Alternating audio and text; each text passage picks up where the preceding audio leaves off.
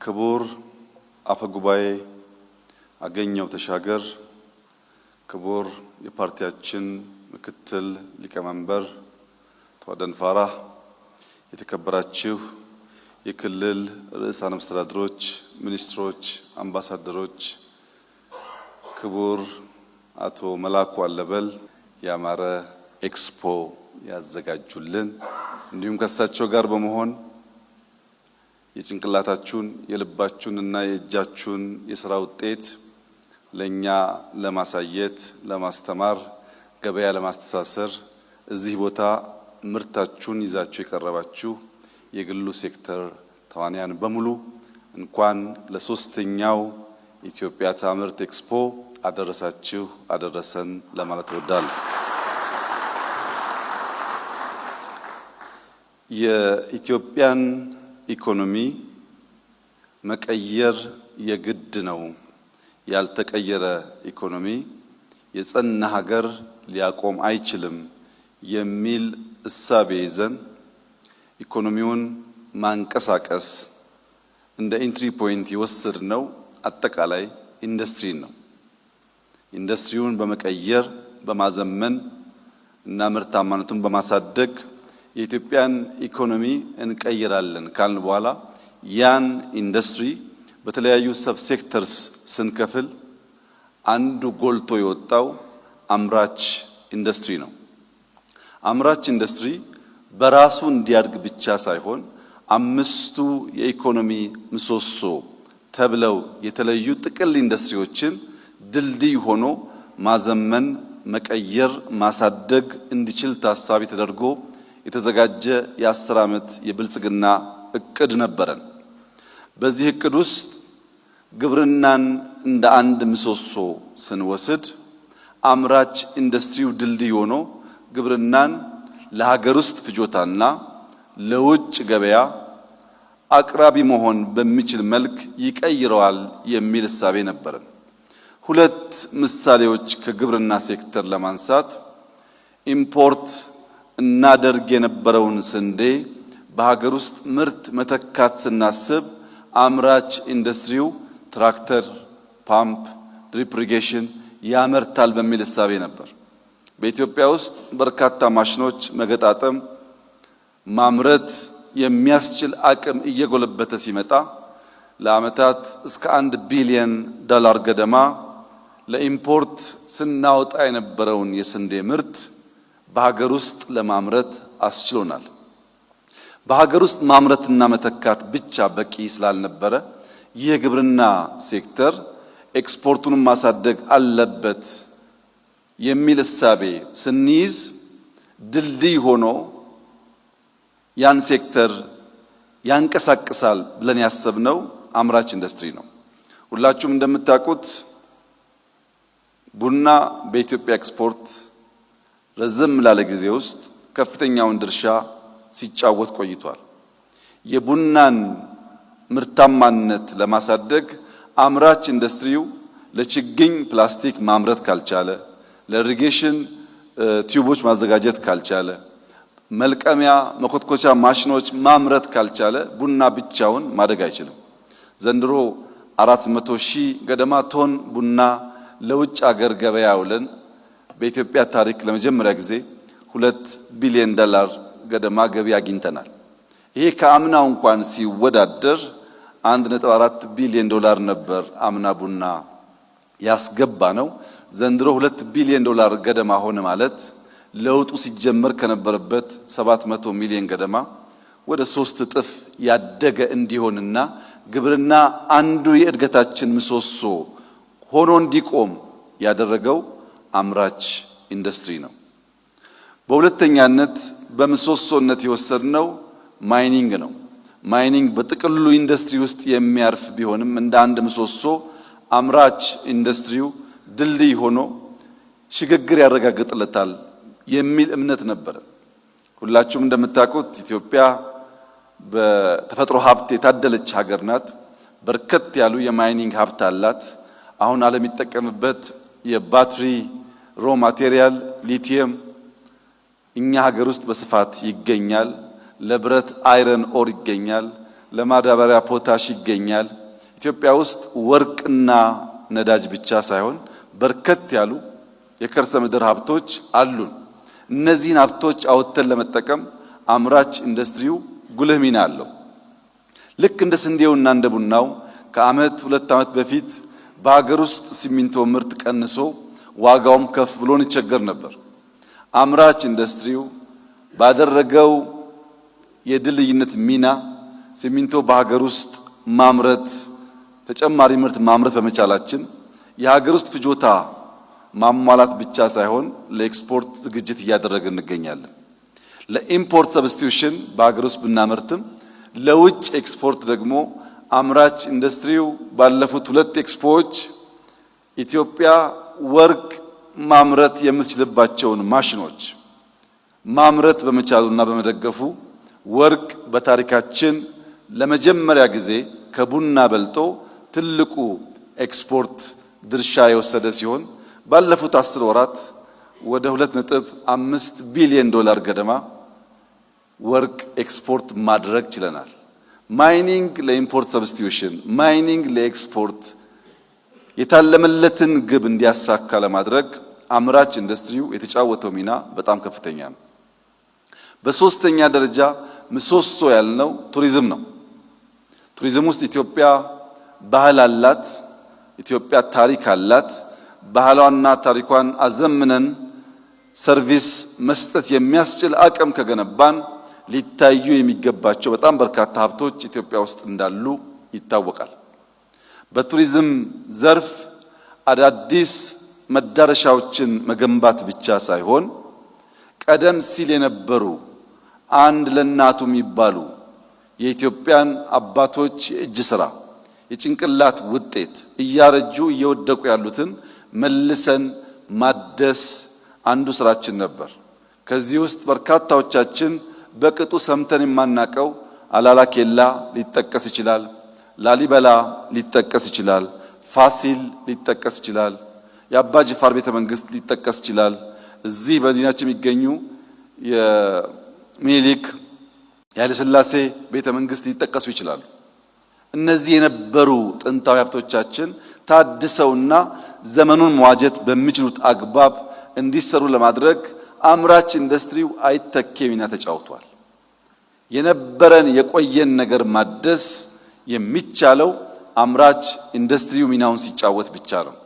አሮጌው በቂ ስላልሆነ አዳዲስ መዳረሻዎች በስፋት መገንባታችን ይታወቃል። በተለይም የአዲስ አበባ ኮሪደርን ብንወስድ ሲሚንቶ ማሽኑ የፍሳሽ ማስወገጃ ስርዓቱ በሙሉ የሚሰራው በአምራች ኢንዱስትሪ ነው። በቱሪዝም ሴክተር እንደ አንድ ምሰሶ መውሰዳችን በሀገር ውስጥ ቱሪዝም ብቻ ሳይሆን በዚህ ዓመት የውጭ ቱሪዝምን በመሳብ ከአፍሪካ ቀዳሚውን ድርሻ ይዘናል። 40% ገደማ እድገት ያሳየ ሴክተር ነው። ያ ብቻ አይደለም። በዚህ ዓመት ኦልሞስት በየ2 ሳምንቱ ኢንተርናሽናል ኮንፈረንስ የሚካሄድበት ከተማ ሆኗል አዲስ አበባ። ያ የሆነው አምራች ኢንዱስትሪው ለሰርቪስ ጠቃሚ የሆኑ ስራዎችን ከተማውን ማስዋብን ጨምሮ መስራት በመቻላችን ነው። አራተኛው ፒላር ቴክኖሎጂ ነው። በሞባይል ፔኔትሬሽን ያለውን ተደራሽነት ማስፋት ብቻ ሳይሆን አርቲፊሻል ኢንተለጀንስን፣ መሶብን፣ ፋይዳን የመሳሰሉትን የኦቶሜሽን ስራዎች ለመስራት የአምራች ኢንዱስትሪው ሚና እጅግ ከፍተኛ ነው። እንደምታውቁት ቴክኖሎጂ ቢቲኤሱን ብንወስድ ፖሎች ሊመረቱ ይገባል። የሃርድዌር ሲስተሞች ሊመረቱ ይገባል። እነዚያ ሃርድዌሮች ካልተመረቱ በቀር ዳታ ሊሸከም የሚችል የዳታ ማከማቻ ቦታዎች መስራት አይቻልም። ከዚህ አንፃር አምራች ኢንዱስትሪው ሙሉ በሙሉ የኢትዮጵያን ፍላጎት መልሷል ባይባልም በመብራት፣ በቴሌኮም አንቴናዎች፣ በሽቦዎች፣ በሽቦ መከለያ ላስቲኮች እየተደረገ ያለው እንቅስቃሴና ጥረት አራቱ ከአምራች ኢንዱስትሪ ውጭ ያሉት ሴክተሮች እንዲነቃቁና የሚጠበቅባቸውን ስራ እንዲሰሩ በከፍተኛ ደረጃ አምራች ኢንዱስትሪው ሚናውን ተጫውቷል። ራሱ አምራች ኢንዱስትሪውን ስንወስድ ከ3 ዓመት በፊት የማምረት አቅማችን 46% ገደማ ነበር። ያሉን ኢንዱስትሪዎች ከአቅማቸው 46% ብቻ ያመርቱ ነበር። ዛሬ ያ በ3 ዓመት ተኩል ውስጥ ወደ 61% አድጓል። ይህ ትልቅ የምስራች ስለሆነ በዚህ ሴክተር የተሳተፋችሁ በሙሉ እንኳን ደስ ያላችሁ፣ ትልቅ ድል ነው ልላችሁ እወዳለሁ። ከዚህ በተጨማሪ ኢትዮጵያ ታምርት ስንል በርከት ያሉ ፋብሪካዎች ከተቋቋሙ በኋላ በተለያየ ምክንያት ስራ ያቆሙ የተዘጉ ነበሩ። ከነዚህ ውስጥ 830 ተሰርተው ስራ ያቆሙ ፋብሪካዎች ባለፉት 3 ዓመታት የኢትዮጵያ ታምርት ንቅናቄ ውስጥ መልሰው ስራ እንዲጀምሩ፣ የተበተኑ ሰራተኞች እንዲሰባሰቡ እና ምርታማነት እንዲያድግ ከፍተኛ ድርሻ እንዲወጡ ሆኗል። ለዚህም ንቅናቄውን የመሩ የቲም አባላት በእጅጉ ሊመሰገኑ ይገባል። ከዚህ በተጨማሪ ከ1 ሚሊዮን እስከ 90 ሚሊዮን ገደማ ኢንቨስት የተደረገባቸው አነስተኛ እና መካከለኛ ኢንዱስትሪዎች ባለፉት 3 ዓመት ተኩል ውስጥ በኢትዮጵያ 13800 አነስተኛና መካከለኛ ኢንዱስትሪዎች ስራ ጀምረዋል። 13800 ኢንዱስትሪዎች። ይህ ትልቅ የምስራችና ብስራት ስለሆነ ይህ ነገር እንዲሳካ መሬት፣ ኢነርጂ፣ ፍቃድ፣ ፋይናንስ በማቅረብና በመደገፍ የበኩላችሁን ሚና የተጫወታችሁ በሙሉ እንኳን ደስ ያላችሁ ልላችሁ እወዳለሁ። ከነዚህ አነስተኛና መካከለኛ ኢንዱስትሪዎች በተጨማሪ ወደ 325 የሚጠጉ ጌም ቼንጀር የሚባሉ ከፍተኛ ኢንዱስትሪዎች ባለፉት 3 ዓመት ተኩል ስራ ጀምረዋል። ከዚህም የተነሳ በዚህ ዓመት ብቻ ባለፉት 9 ወራት 3 ቢሊዮን ዶላር ገደማ ተኪ ምርት በሀገር ውስጥ ማምረት ተችሏል። ከዚህ ቀደም ከውጭ እናስገባቸው የነበሩና የውጭ ምንዛሪ የግድ የሚጠይቁ ሴክተሮች በሀገር ውስጥ ምርታማነት እያደገ በመምጣቱ 3 ቢሊዮን ዶላር ገደማ ወጪ ለማስቀረት ተችሏል።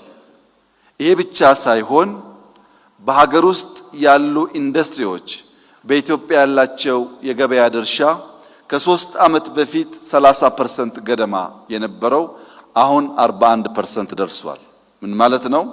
ከውጭ ከምናስገባቸው ልዩ ልዩ ምርቶች ውስጥ 41%ቱ በሀገር ውስጥ ማምረት ተችሏል ማለት ነው።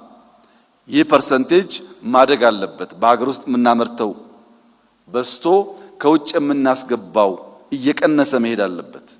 በ3 ተከታታይ ዓመታት 10% ካደግን ሌላ 3 ዓመት ሲጨመር ቢያንስ 50% እንደርሳለን ማለት ነው። በጀመርነው መንገድ ጠንክረን ከሰራን ይህ ጉዳይ ሊሳካ ይችላል። ይህን ሊያሳኩ የሚችሉ አስቻይ ሁኔታዎች ከመሬት አቅርቦት፣ ከኢነርጂ አቅርቦት፣ በተለይ በቅርቡ ካስመረቅነው የኳሊቲ ኢንፍራስትራክቸር አንጻር በግብይት ስርዓት ውስጥ ከፍተኛ ሚና ያላቸው መሰረተ ልማቶች መጣል ተጀምሯል። በዚህ ዓመት አምራች ኢንዱስትሪው በከፍተኛ ደረጃ የኢነርጂ ፍላጎቱ አድጓል። ኢነርጂ ማምረት በቀጣይነት ካልቻል እያደገ ያለውን ኢንዱስትሪ በፋይናንስ ብቻ ሳይሆን በኢነርጂ ለመመገብ እንቸገራለን። ይህንን ችግር ለመፍታት የሶላር ምርት የሚያመርቱ አዳዲስ ኩባንያዎች በኢትዮጵያ በአዲስ አበባም ከአዲስ አበባ ውጭም ምርት እየጀመሩ ያሉ ስላሉ በዚያም ሴክተር በምንሰራው ስራ ተደማምሮ ኢትዮጵያ ታምርት በራሱ ሰብሴክተር ብቻ ሳይሆን አጠቃላይ ኢንዱስትሪውን ድልድይ ሆኖ በማገልገል የኢትዮጵያን ብልጽግና እውን ለማድረግ ለሚደረገው ርብርብ ከፍተኛ ሚና እየተጫወተ ያለና የሚጫወት ሴክተር ነው። በእድገት ደረጃ ብንወስድ ኢትዮጵያ ታምርትን ስንጀምር የዚህ ሰብ ሴክተር እድገት 5% ነበር። በአመቱ ወደ 7% አደገ። ባለፈው አመት 10% ነበር። በዚህ አመት 13% ገደማ እድገት ይጠበቃል። ኢንዱስትሪው 13% ካደገ ሌሎች ሴክተሮች ሲታከሉ የኢትዮጵያ እድገት ምን ሊሆን እንደሚችል መገመት አያዳግትም። የኢትዮጵያ እድገት በቀጣይነት እንዲፋፋም አምራች ኢንዱስትሪው ከፍተኛ ሚና ያለው ስለሆነ ክቡር አቶ መላኩና የእሳቸው የሥራ ባልደረቦች እንዲሁም በእኛ ቢሮ የተቋቋመው ስትሪንግ ኮሚቲ በርብርብ ከሚሰሩባቸው መስኮች አንዱ እያንዳንዱን ሴክተር በመቅረብ ችግሩን በመረዳትና በማገዝ ምርታማነት እንዲሰፋ እንዲያድግ ማድረግ፣ ገበያ እንዲተሳሰር ማድረግ፣ በውጭ ያለን ገበያ እንዲያድግ ማድረግ ነው። ከዚህ አንፃር ኢትዮጵያ ታምርት ብለን ስራ ከጀመርን ጊዜ ጀምሮ የመጣው ውጤት ከ5% ወደ 13% በ3 አመት ውስጥ ለውጥ ማምጣት ከተቻለ በሚቀጥሉት 5-10 አመታት የት ልንደርስ እንደምንችል መገመት አያዳግትም። ይሄ ሁሉ ድል፣ ይሄ ሁሉ ውጤት ግን ችግር አልባ ፈተና አልባ አይደለም። መፍጠር ብዙ ችግር አለበት። የማምረቻ ቦታ ችግር አለ፣ ሎጂስቲክስ ችግር አለ፣ ፋይናንስ ችግር አለ፣ የውጭ ምንዛሪ እጥረት አለ። ፈጠራ ችግር ከሌለ አያስፈልግም።